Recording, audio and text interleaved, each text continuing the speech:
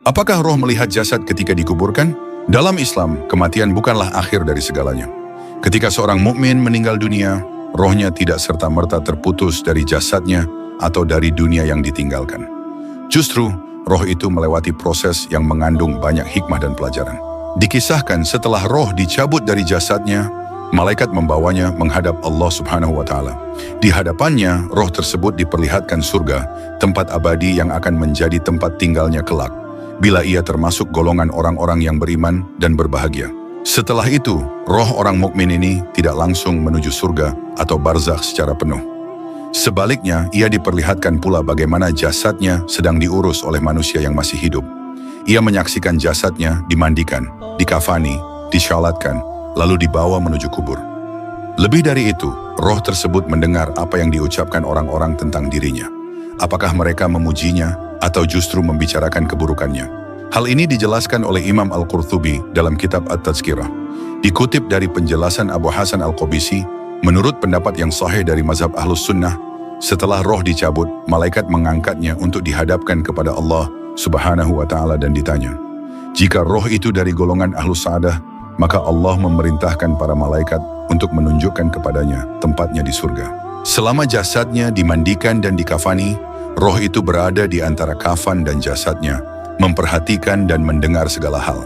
Ketika jenazahnya diangkat ke atas keranda dan dibawa ke pemakaman, roh itu menyimak apa yang diucapkan orang-orang yang mengiringinya. Ucapan yang baik akan menjadi saksi kebaikan, sementara celaan atau keburukan pun akan terdengar oleh si mayit. Saat jasad diletakkan di dalam kubur dan penguburan selesai, roh dikembalikan ke jasadnya untuk menghadapi dua malaikat, Munkar dan Nakir. Mereka akan menanyai mayit tentang Rabbnya, agamanya, dan nabinya. Disinilah dimulai fase kehidupan barzakh. Karena itu, dalam ajaran Islam kita diajarkan untuk menjaga lisan terhadap orang yang sudah wafat. Jangan mencela mereka karena mereka telah berpindah ke alam lain dan menghadapi akibat dari amal perbuatannya. Sebagaimana sabda Rasulullah SAW yang diriwayatkan oleh Aisyah radhiyallahu anha, janganlah kalian mencela mayat karena mereka telah sampai pada apa yang telah mereka kerjakan. Hadis ini menjadi pengingat bahwa kebaikan dan keburukan yang kita ucapkan akan terdengar, bahkan oleh mereka yang telah wafat. Maka berbicaralah dengan penuh adab, karena kematian bukanlah batas dari pendengaran roh. Inilah kisah pertobatan Adam Hawa di balik wukuf Arafah. Di balik pertemuan jutaan manusia di Padang Arafah saat ibadah haji, tersimpan kisah menyentuh dari Nabi Adam AS dan Siti Hawa. Setelah melanggar larangan Allah dengan memakan buah kuldi, keduanya diturunkan dari surga ke bumi. Adam diturunkan di wilayah sekitar India, sedangkan Hawa berada di wilayah Arab Saudi. Mereka pun terpisah jauh, ratusan kilometer jauhnya, namun tidak pernah berhenti saling mencari. Atas izin Allah Subhanahu wa Ta'ala, setelah pencarian panjang, Adam dan Hawa akhirnya dipertemukan di sebuah tempat yang kini dikenal sebagai Jabal Rahmah atau Bukit Kasih Sayang. Di tempat itu mereka saling menatap, saling merenung, dan saling mengingatkan. Mereka menyadari betapa sulitnya hidup di dunia, berbeda jauh dengan kehidupan di surga yang penuh kenikmatan. Mereka menyesali perbuatannya dan bertekad untuk kembali taat kepada Allah Subhanahu wa Ta'ala. Pertemuan dan proses introspeksi itu kemudian dikenal dengan istilah Arafah, yang berasal dari kata Arafah, yang berarti mengenal. Disinilah manusia pertama mengenali dosa, mengenali kesalahan, dan mengenali pentingnya taubat. Kisah ini menjadi pelajaran besar bagi seluruh keturunan Adam, bahwa setan selalu berusaha menyesatkan manusia, seperti yang telah dilakukan terhadap nenek moyang kita di surga. Allah Subhanahu wa Ta'ala pun memperingatkan dalam Al-Quran surah Al-A'raf ayat 27, agar anak-anak Adam tidak tertipu oleh setan. Ia telah menanggalkan pakaian kedua orang tua kita, memperlihatkan aurat mereka, dan menggoda mereka hingga dikeluarkan dari surga. Allah menegaskan bahwa setan dan para pengikutnya melihat manusia dari tempat yang tidak bisa terlihat oleh manusia. Maka, manusia wajib waspada dan tidak terperangkap oleh bujuk rayunya. Ustadz Adi Hidayat menjelaskan bahwa wukuf di Arafah bukan sekadar berdiam diri. Wukuf adalah momen tafakur, perenungan mendalam terhadap diri sendiri. Jamaah haji diajak untuk mengenali dosa-dosa yang sudah lama bersemayam di hati, iri, dengki, takabur, serakah, lalai, dan lainnya. Semua itu harus dikenali, disesali, dan dikeluarkan dari dalam jiwa. Kadang manusia lupa mengenali sekat-sekat yang menghalangi dirinya dari cahaya petunjuk. Padahal sebelum bertobat, seseorang harus jujur pada diri sendiri, menyadari sumber kesalahan dan akar dari kemaksiatan. Setelah menyadari, barulah taubat yang sejati bisa dilakukan.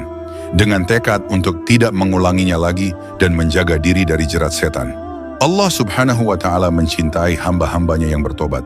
Bahkan dalam sebuah hadis riwayat Ahmad, Rasulullah Shallallahu Alaihi Wasallam bersabda bahwa Allah berbangga kepada para malaikatnya pada sore Arafah. Allah berkata, "Lihatlah hambaku, mereka datang kepadaku dalam keadaan kusut dan berdebu.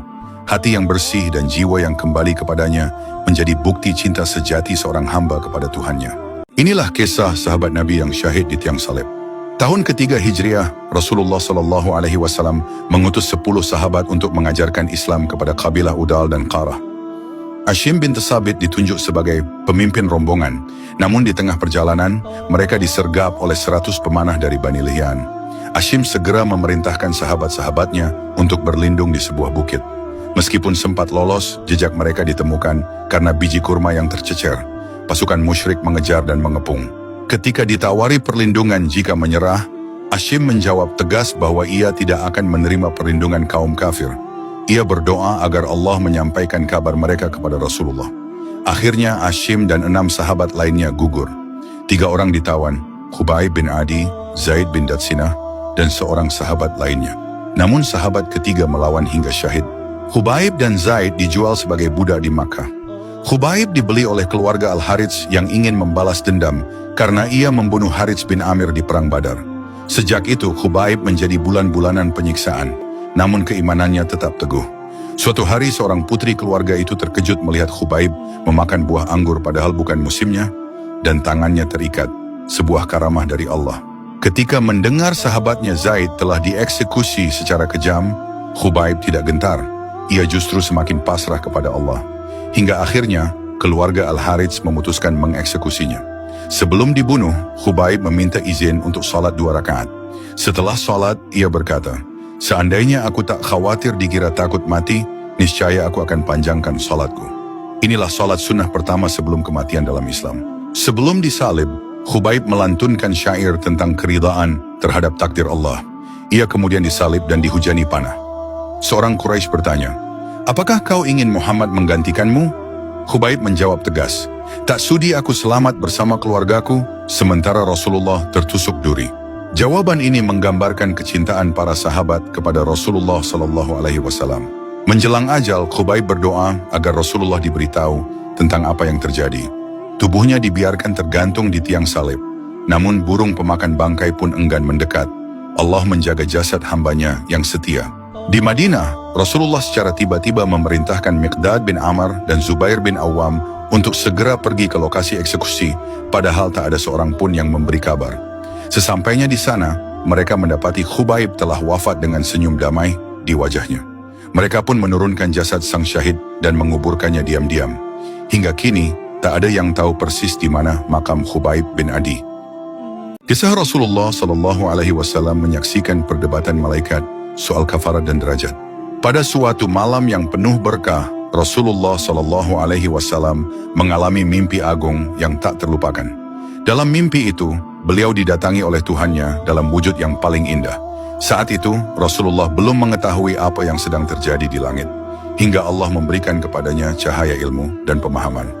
Allah bertanya kepada beliau, "Wahai Muhammad, tahukah engkau apa yang sedang diperdebatkan oleh para malaikat tertinggi?" Rasulullah menjawab, "Tidak." Maka Allah meletakkan tangannya di atas pundak Nabi dan beliau merasakan dinginnya tangan itu di dada. Seketika tersingkaplah ilmu langit dan bumi di hadapan Rasulullah. Lalu Allah kembali bertanya, "Wahai Muhammad, tahukah engkau apa yang sedang diperdebatkan oleh para malaikat?" Rasulullah pun menjawab, "Iya, mereka memperdebatkan tentang kafarat dan derajat." Kafarat adalah amalan-amalan yang dapat melebur dosa.